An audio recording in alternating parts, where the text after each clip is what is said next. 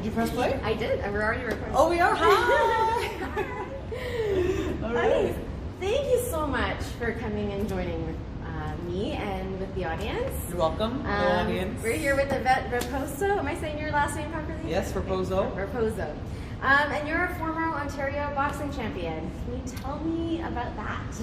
Yes. So I actually started my athletic career as a bodybuilder. I didn't know I was going to get into bodybuilding, but at a very young age, I knew I wanted to be a personal trainer.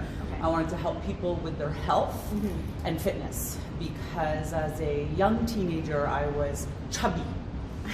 I was very active and athletic, but I was chubby, and I wanted to change that about myself. So I went on this pursuit of fitness, changed my body, and that changed the way I felt about myself and the world, and I wanted to share that with others. So you gained confidence through movement and fitness? Yes, absolutely. Awesome. Same exact journey, except opposite. I was skinny and skin and bones as a child and growing up, and I had no strength. I could not even open like the doors at school. I had to wait for the crowd to come so I could get to class.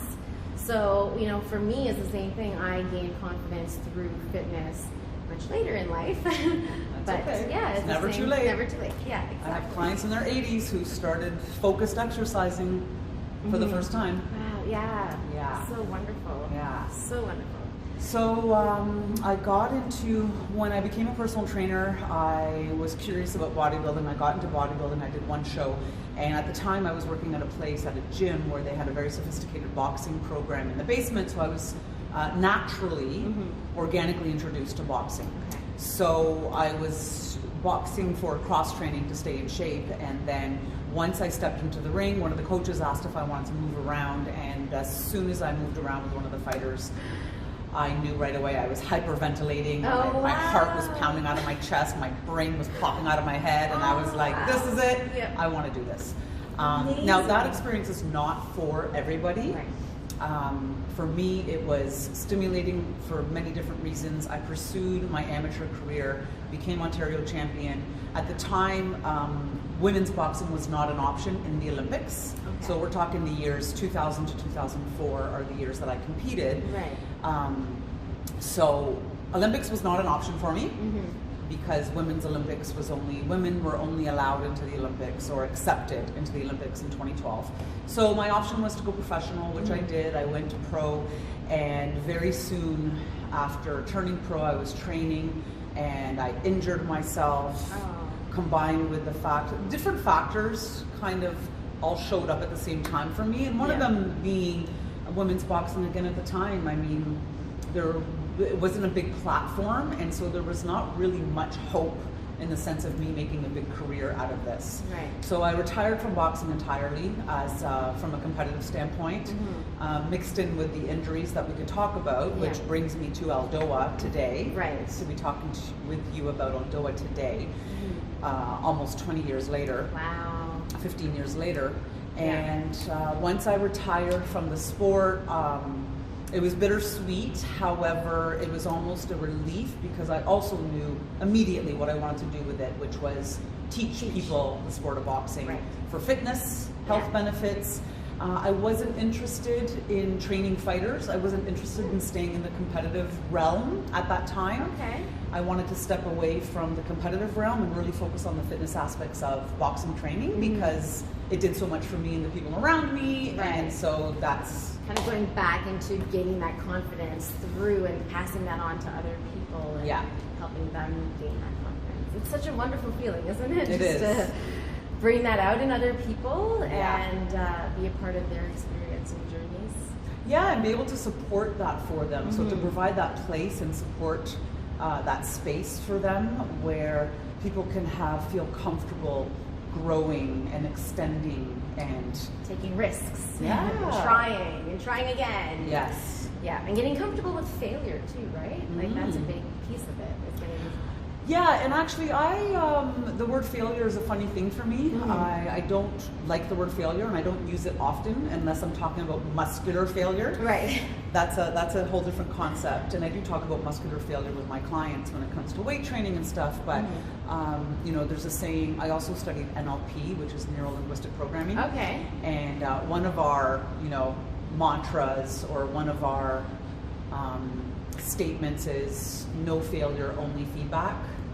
No such thing as failure. Right. So instead of looking at it from a perspective of, okay, you failed, well, we learned, got feedback. That's how I look at it too. I don't look at failure as an end all and the end of anything. It's more of getting used to failing and continuing to try. So that's kind of the aspect I was going for. But yeah, it's same. It's sort of yeah. So I wanted to talk about, since you've been dedicating your, the past 20 years to boxing as a sport and fitness, and also as the mentality of a fighter.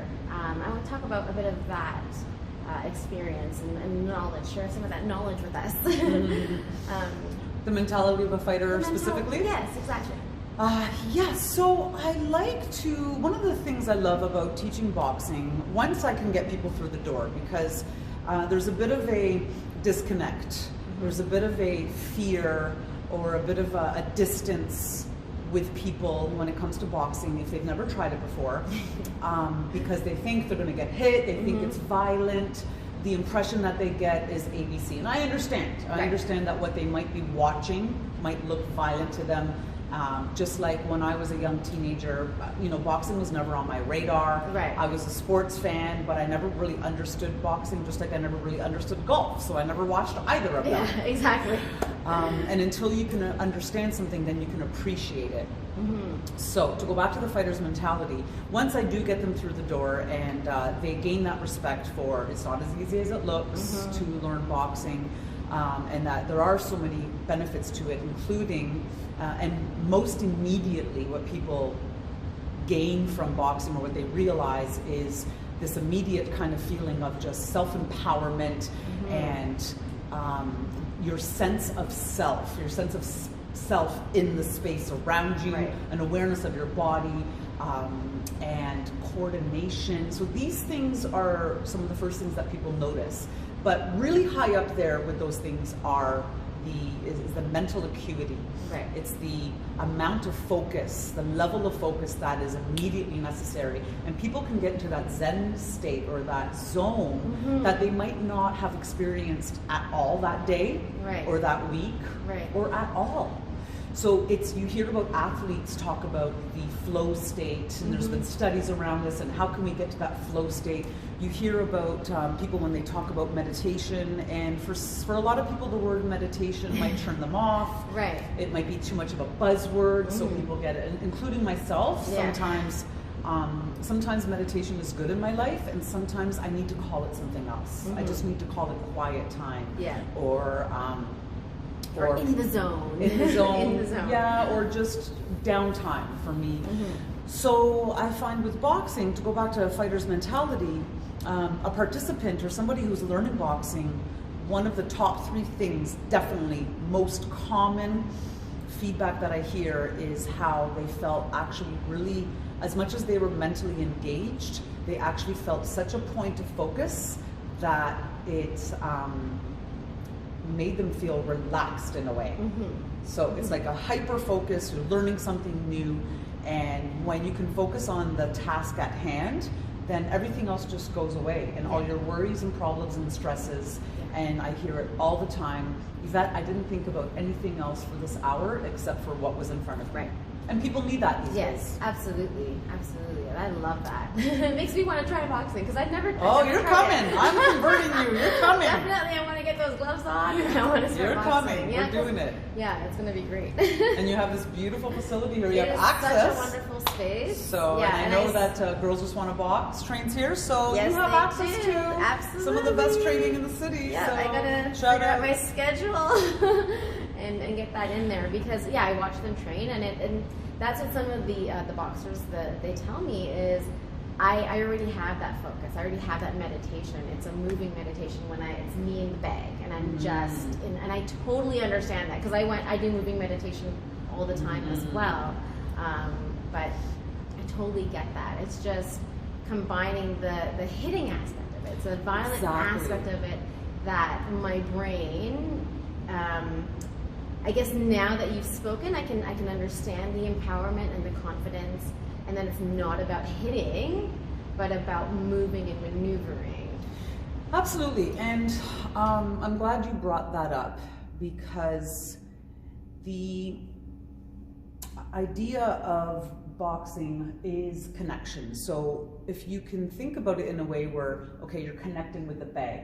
So, I like to say that instead of focusing on what looks like or what appears to be violent, because once you actually break down the sport, there's actually strategy and a tactical approach to what you're actually seeing. So hang on, it's on the tip of my tongue. It's on the tip of my tongue. It is, what's the word you said? Violent. Okay, no. Violent. So here's what I've been talking a little bit more about lately as well, is that idea of aggression. So I think aggression is different than violence. I don't even actually, violence, it's not even on my radar in terms of when it comes, I don't even see where it fits in boxing at all. Yeah. Now, some people might think that sounds weird because what they see might appear to be violent. When you talk about aggression, I think it's important to be able to tap into our aggression. It's a natural human instinct. It's a natural human emotion. Yeah.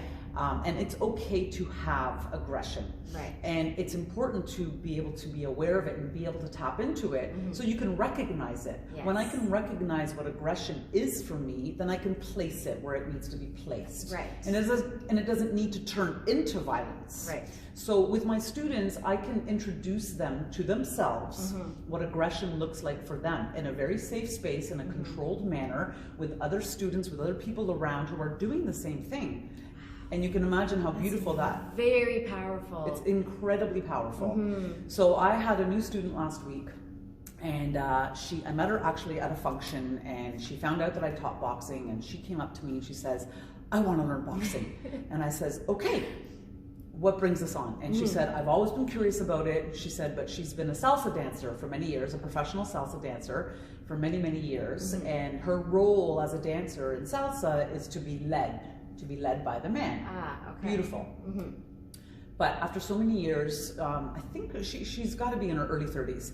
She started to naturally feel like she needs to flip that switch, and she needs to tap into more taking control.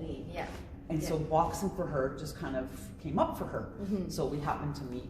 I saw her at the gym last week. It was amazing. You can imagine the footwork she had from salsa. Yeah, absolutely. Combine that with the boxing, but she wanted to turn her yang into the yin, which is the good and the bad, the strong and the not, the feminine and the male energy. So my approach to boxing is a very holistic approach where it's a lot more than just hitting each other. It really is. Oh, I see that, definitely. I absolutely see that. And that's why I wanted to interview you and speak to you, because you've been doing this for so long and you're such an expert and so good at articulating what it is that boxing is and what it is that it can teach us and all of these wonderful things. But I also wanted to touch on the recovery side of the boxing and the physical side of it, the nervous system, all of these things, because we met at the Aldoa training. Yes. So what brought you into, from the boxing world, what brought you to Aldoa? How did you talked about injuries in your life. So injury, one of the reasons I retired from fighting was I acquired an injury, herniated discs at my L4, L5. Okay, and that's eventually what I found out after years of pain and treatments. So the MRI eventually told me that that's what it was. And funny enough, my injury didn't come from boxing. I remember exactly what the injury was from. It was when I was 19 and I was on this very specific weight training machine. It was called a dual leg press machine. And anyways, I remember that specific day. So fast forward, I pushed through well, it wasn't an injury at the time, but through my boxing and all the twisting and torquing and turning, eventually Emotions, my L4, L5 was like, no more. So I had to retire. I had to step back completely. Actually, in fact, I was in so much pain. I had moments of thinking that I would never be the same again, that I would not be able to teach anymore, that I would not be able to even get into my stance to demonstrate. So in 2009, I had 2 episodes where my back went out, and to the point where I was bedridden for a few days, both incidents. So I went through a period of time. It was about 7 years of a period of time where I was on the hunt. I went on a spiritual journey. I really got in tune with my body through different practices, different alternative practices. My doctor at the time, when they diagnosed me, said that I needed surgery, and that was the moment. I was 26 years old when I said, no way, I am not getting surgery. I am going to fix this alternatively. I don't know how, but I'm going to find out. But it's going to happen, So fast forward, I'm still teaching. God bless, thank you to all my clients, all my clients and students who stuck by me through that period of time. I was doing a lot of modified movements at that time, but good thing I could talk my way through a session. I was just going to say, it's so great that you have this wonderful skill of speech, because you're very dynamic and clear in your instructions of how to teach and the way that you they express say, yourself. thank you. And they say, you know, blessings in disguise, right? Sometimes, and this is, my injury was a blessing in disguise for many reasons, and maybe one of them was to teach me to be more articulate with my communication, because I couldn't physically demonstrate for a while there. The other blessing in disguise was that it made me a lot more empathetic as a trainer and as a teacher to my clients' injuries and to any life situations that my clients were going through. So it made me a very empathetic person and trainer. So I went on this journey. It all adds up, right? It is, it is. So I went on this healing journey, and I tried different things like Bowen therapy, stuff you can't even spell. Bowen therapy, acupuncture, of course, chiropractic care, physiotherapy, of course. What was the other? The beginning, so my belief around healing, and not just around injury, but you know, injuries can show up in different forms. They could be acute, immediate injuries, or they could be over time due to bad posture, and we could talk about that. My belief around healing is that, you know, the body is going to take what it needs from whatever practice that you're giving it, and once it's done with that, or it had enough, then maybe it's time for something else. But everything starts to melt into each other, and the bottom line is to really tap into and learn about your body to know what it needs. So I was doing all these different practices. Homeopathy, believe it or not, was a really good combination on top of all the manual style therapies that I was doing. The homeopathy was really feeding some minerals that I was lacking, etc. And then I started to feel better, recover. Oh, good. And then I was introduced to Eldoa. The Eldoa method, developed by Guy Voyer. And I believe in manual therapy for ongoing maintenance, especially because I'm so active and physical, and I like to practice what I preach in that respect. So along the way, one of my clients tipped me off to osteopathy in general. I was seeing an osteopath for a couple of years just for maintenance, and she was amazing. So I was like, oh, osteopathy, wicked. And Eldoa is rooted in osteopathy, It right? is. So, yeah. It is. So I was introduced to this gentleman, Sean Waldy. Shout out, Sean! And he treated me, and for the first time in many, many years, after a couple of treatments with him, I was able to run lightly, jog lightly, pain-free, and recover pain-free from my run. Wow. So I was like, wow, whatever he's doing. So he introduced me to Eldoa. He does manual therapy, but he also teaches Eldoa, and he gave me some of the postures, take home homework, And were you able to replicate them at home? Yes. Okay. Yeah, he was very good about it. He gave me the little video Yeah. and showed me how to get into my posture. He explained to me why I was doing what I was doing, because I like to understand why I'm doing what I'm doing. And sometimes when I feel like something is working, I'm like, don't explain it to me. Yeah. I just don't even need to Yeah. be intellectual about it. I just want to be physical about it. Right. So a few months of, developing a relationship with him and seeing him and noticing my body, probably about 6 months into it, I asked him, I said, I want to learn this. I want to share this. I want to share it with my clients. Yeah. And I want to share it with people that I love. So he tipped me on to who we both now know, Petra. Yeah. Shout out, Petra! Amazing instructor. Amazing instructor. And that's where you and I met in level 1 and 2. Yeah. And that weekend was amazing. We did 4 days. Yes. And it really solidified for me, it really confirmed for me the place and the space, pun intended, the space for Aldoa in my life, in my body, and introducing Aldoa into my body. Yeah. I'm never going to be the same. Yeah.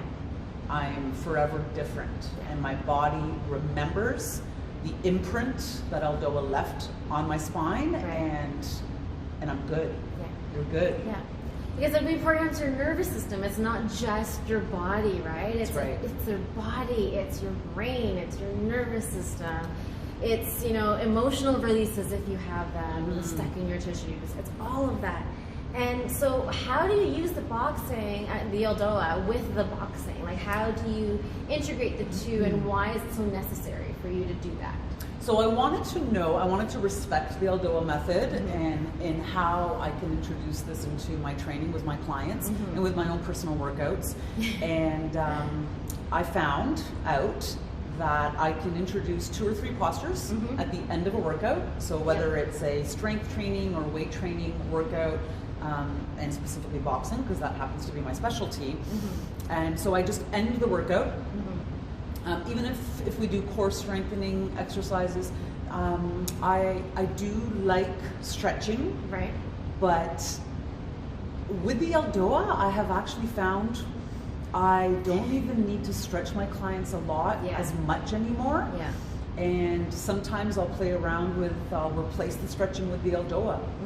And that's their stretching, so to speak. Oh, wow, okay. Yep, so I'll end the workout with floor work, kind of bring the body back down to earth. Right. And then we'll end with approximately two postures, Aldoa postures. Okay. And as you mentioned, so what I'm enjoying and what really for me, and I spoke to Petra about this, and what really resonated with me was because in boxing, and I again intellectually know this, that we or twisting. torque, twist our spine a lot. There's a lot of twisting in boxing. Yeah. And with the Aldoa, when we are sitting in our postures, we are lengthening our spine, and we're providing space between each, we're creating space between each vertebrae, and which is necessary for everybody and anybody, whether or not you're even training. Yeah. I mean, life is like one big training match, one big training field, because you're sitting in your car, you're sitting at work, you're walking with bad posture, you're carrying things lopsided, you're carrying your kids, your babies, your purses, your backpacks, your everything, right? Everything in life causes imbalance. Yeah. And so it was important for me to counter all that twisting, especially after all my injuries. And let's face it, listen, every athlete and everyone who pursues fitness, and there's a lot of people who want to pursue fitness, but they don't know where to start, or they don't know where to begin, or how to do it.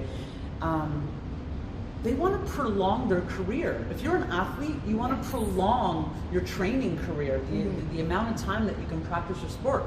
Even if you're just even if you are a recreational athlete or a weekend warrior, you want to be able to do that for longer periods of time. Absolutely, yeah. So, I mean, I have some clients who are like in their 70s and 80s who are specifically doing the Aldoa to continue to be able to continue their CrossFit, to be able to continue their boxing training, fantastic, and to continue playing hockey and all of these things that they do in their life. But they, you know, having sustained injuries and things like that, they can feel the difference of integrating just you know, half an hour to an hour of Aldoa a week into their regime. And of course, I'm trying to get them to do it after every workout or every session, but you know.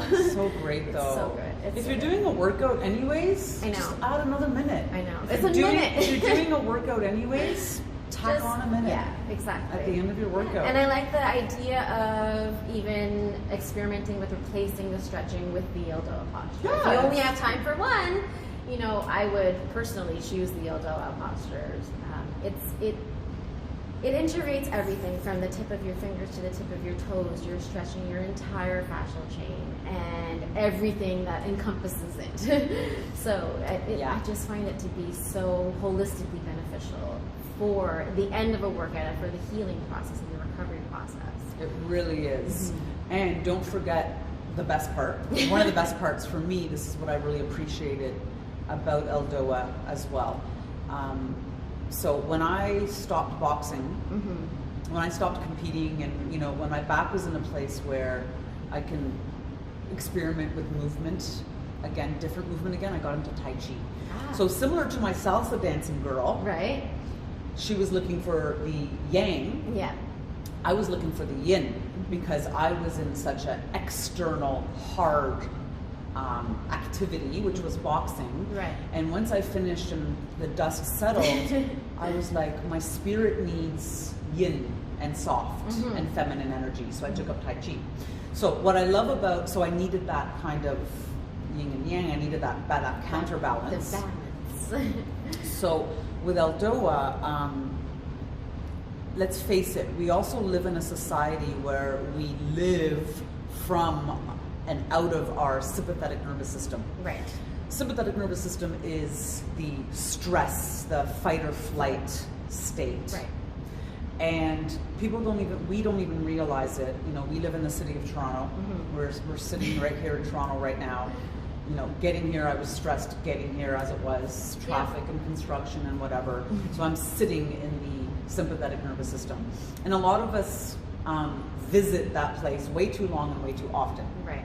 So what I love about the Aldoa, and boxing taps into that fight or flight response, which is stimulating for a lot of people, and it's very, it's stimulating in a very relaxing way, because it's a release from the boxing. It's just, it's very integrative. However, I love that at the end of the boxing, I don't want them walking out the door that way. Right. I don't want them walking out the door in their sympathetic. Right. I want to bring them into their parasympathetic, which is rest and digest. And this is where people, our bodies need to visit the parasympathetic a lot more often, even once a day. So with the Aldoa, when I can end the class, or a boxing session or a training session, or you could just incorporate it at any point in your day if you're feeling stressed or whatnot. Bam, go into an Aldoa posture. It's like a minute of meditation that is in your but it's finding that space, right? Giving yourself that space, both physically in between your vertebrae, but even in that space in your life, in your time. To take that minute to focus. Right. And you have to be focused when you're doing your Aldoa. For sure. You absolutely have to be focused. For sure. Yeah. That's wonderful. Thank you so much for sharing. Just wondering if I have any more questions. I think that's all I have for today. I really hope that we can do this again sometime. I would love to. Yeah, I love hearing your perspective as a champion boxer and bringing the Aldoa method into your life and how it's really helped you and your clients. And thank you so much for being here today. You're welcome. And I'm really excited about sharing. I'm starting boxing plus Aldoa classes. Oh, wonderful. And where is that? Is that at Frontier Fitness? Yeah, New Frontier Fitness. Nice. At Jones and Gerard, so in the East End. And I'm really excited to integrate the two, because there's really nothing else like this in the city right now. Right. And it's always, you know, I know there's a lot of different styles of boxing out there, and there's a lot of different classes that are inspired by boxing, etc. But I'm I'm a stickler for the fundamentals. Yep. And I'm really excited to go back to the fundamentals, the basics of boxing, because as boxers, you know, we train to be very efficient with our bodies, and you can do that when you are taught good form. Right. And you can get more from your workout, and then we just top it off with a little Aldoa, and it's just magic. It's like the icing or the cherry on top, right? Yeah. You got it. So I will invite you out to a class. I will be there. I will definitely be there. Definitely want to get that feeling of strength and power, empowerment. So yeah, and that I think Aldoa is, I think incorporating boxing and Aldoa in one class and advertising that as so is really great to bring awareness to the importance of recovery and self-help and these self-help tools, because Aldoa is a self-help tool, right? It is the ultimate self-help tool, because you can use it anywhere, in any aspect of life.